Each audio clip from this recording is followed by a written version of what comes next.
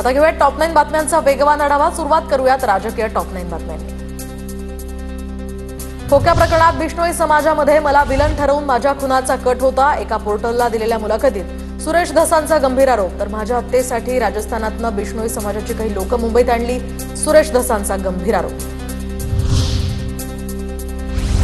बीडच्या जेलमध्ये वाल्मिक कराड आणि सुदर्शन घुलेला मारहाण। कराडनं खोट्या केसमध्ये अडकवल्याच्या रागातनं महादेव गित्ते आणि अक्षय आठवलेनं मारहाण केल्याची माहिती।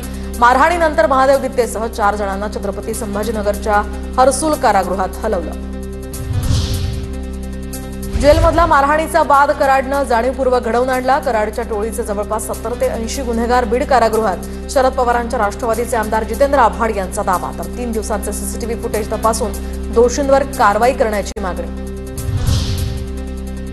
वाल्मिक कराडच्या सांगण्यावरून मारहाण झाली, सीसीटीव्ही फुटेज चेक करा, महादेव गित्तेच्या पत्नीचा दावा। तर वाल्मिक कराडचे कारागृह अधीक्षकांच्या कार्यालयात बसून प्लॅनिंग होतं। 10 जणांनी मिळून माझ्या पतीला मारहाण केली, महादेव गित्तेच्या पत्नीचा आरोप। बीडच्या कळंबमधील मनीषा बिडवे हत्या प्रकरणी एका आरोपीला ताब्यात घेतलं। तर हत्या प्रकरणी 2 आरोपी निष्पन्न, एकाला पोलिसांनी ताब्यात घेतलं। हत्या प्रकरणातील एक आरोपी मात्र फरार असल्याची माहिती। संतोष देशमुखांवर आरोप करण्यासाठी वापर करण्यात येणाऱ्या महिलेची कळंबमध्ये हत्या। महिला 5 वेगवेगळ्या नावांनी वावरत होती, अंजली दमानी यांचा दावा। तर बीड जिल्हा पोलीस अधीक्षकांकडे दमानी यांनी माहिती मागवली।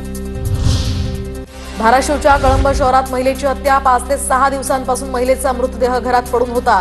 मनीषा कारभारी बिडवे असं मृत महिलेचं नाव। मात्र देशमुख प्रकरणातील ती महिला नाही। तपास सुरू असून काही आढळल्यास नक्की सांगू, डीवायएसपी पवार यांची माहिती। धनंजय मुंडेंचं नाव येऊ नये म्हणून प्रकरण दाबण्याचा हा प्रयत्न। महिलेच्या मृत्यू प्रकरणी अंजली दमानी यांचा गंभीर आरोप। धाराशिवच्या कळंबमधील मृत महिलेच्या प्रकरणी महत्त्वाची अपडेट। बीडच्या मस्साजोगचे ग्रामस्थ आज कळंब पोलिसांना भेटणार।